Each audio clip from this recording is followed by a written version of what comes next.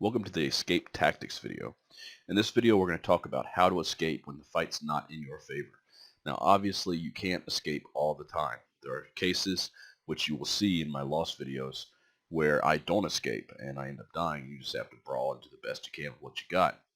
But in the tactics video you saw where I said the whole purpose of the Brutix, of the whole tank Brutix, it's built around the idea that you're going to dominate everything within 10 kilometers. Anything beyond 10 kilometers, you escape from. So that's what we're going to do, and the main means of doing that is by using your MJD. So we'll start the video here, and this video, the first video we're going to start with here is, okay, there we go. It starts after I've already engaged the MJD, so I'm going to try to stop it real quick so you can see what's going on. Alright, so right there. Alright, so what's just happened is right at this very moment that I paused it, my MJD cycle went off. The full spin up had gone through, and I am jumping now 100K in front of me. Important thing to notice is that I am aligned. I'm aligned to a belt prior to hitting my MJD. I can't stress how important this is, and I have lost 2 Brutixes because I didn't align before I hit the MJD. So what happens is if you're not aligned to anything and you're just MJDing, say, away from all the warpables, like a lot of systems you come in and all the warpables are on one side of the gate and you're on the other. And if you MJD away from all the warpables, something really fast like a stiletto can just charge right at you before you can turn around, get aligned, and get back into warp, going the opposite direction. This stiletto or whatever has you pointed again, and now you've got to wait for a full cooldown on your MJD, which then you're blobbed and it's all over, which you'll see. So it's very important that you align before you MJD. So what happened here is I jumped in.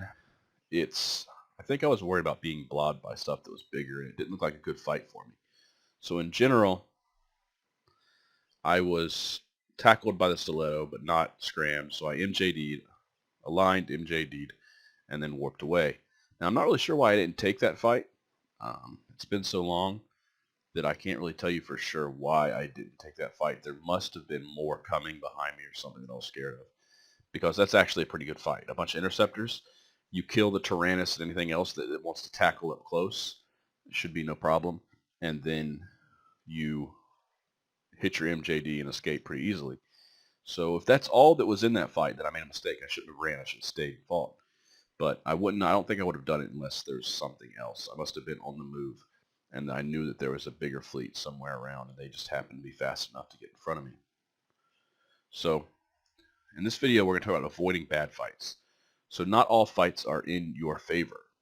If a fight is obviously not going to be a good fight, which a sentinel that's going to kite you and newt you is not an ideal fight. The Comrant's no problem, but if you're neuted, you have no guns, no MJD, nothing.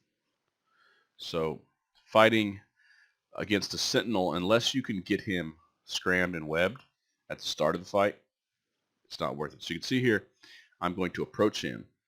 My goal here is, worst case scenario, I end up on gate and I can jump. Best case scenario, I can scram web that Sentinel. But you see, I never get quite in range of the Sentinel. If I had an overloaded web, maybe not. But now that I've missed it, I've missed my chance to get him. My drones were doing all right, but I pulled them back. I decided, well, now, since they're both completely kites, and the Sentinel is going to slowly kill my capacitor, I just need to get out of here. So this isn't a fight I can win at this point. Had I been a little bit smarter about it, I think maybe I could have held off my aggro long enough to get closer to the Sentinel, maybe. And if I got a scram web on the Sentinel, I would have killed him and then MJD'd away from the Comrant, which is obviously also a kite. But in this case, right now, you see I'm at a complete disadvantage. They're going to slowly wear me down. If I stay on field for any longer, for another minute, that Sentinel's going to have me neuted to death. With no capacitor, I can't MJD or do anything to defend myself, and I'm just dead in water. Best case scenario, only option I have is to try to de-aggro and slow boat to that gate before they get through my structure, which, you know, I'm only 6K away, so I probably could do that. but I don't have to worry about that. So MJD, I was mostly aligned, not completely, and then just warp. Easy escape. And as I'm warping here, I warp to the customs offset range. I don't want them to be able to warp right behind me and land on top of me. So I try to vary what I warp to, and then I'm going to make a safe spot mid-warp because it's a space I'm not used to being in. And go ahead and make my safe spot mid-warp. And then I would, after I landed, I would have turned around and warped back to that. So in this case, it's not going to be the MJD that saves. It's going to be the fact that they are not committing to the fight. So you can see here, I'm in Cloud Ring. At this point, this is a very easy fight. Thrasher and Condor. I can take the Thrasher down real easy. Condor is most likely going to kite, but if he doesn't, then I can kill him as well. So basically, my idea here is just to kill some stuff and get out. Ares and Stiletto. Again, MJD is going to get away from those. Tyrannus, no problem. This looks like it might be the same group as before. This is probably tied into that other fight. I bet it is. So I bet that's the same Stiletto, Ares, and Tyrannus that were chasing me. Anyways, engage the Thrasher. Obviously, keep at 3K is what I use, and then put everything on him. He drops real quick. I'm locking the Stiletto up here, and I'm thinking about engaging him. But what I notice at this point in the fight is a lot of other stuff's coming in. Now, it's still relatively doable. The Vagabond and Sfapel are slightly concerning, but for the most part, this is a doable fight, although it's getting worse and worse. And my main concern with engaging the Stiletto right now is that I noticed that none of them are aggroed. I don't think that Stiletto's red box. He can just jump to the gate. Why should I red box myself and prevent myself from jumping to the gate for no potential reward? So I decide, forget that. I'm going to warp up to a tactical. And I hit warp, and none of them point me. So sometimes they just don't point you. The proper thing to do, if I was coaching them on how to do this properly, what they should have done is they should have scrammed me with the Tyrannus and had everything on gate, nothing at tacticals, that's silly.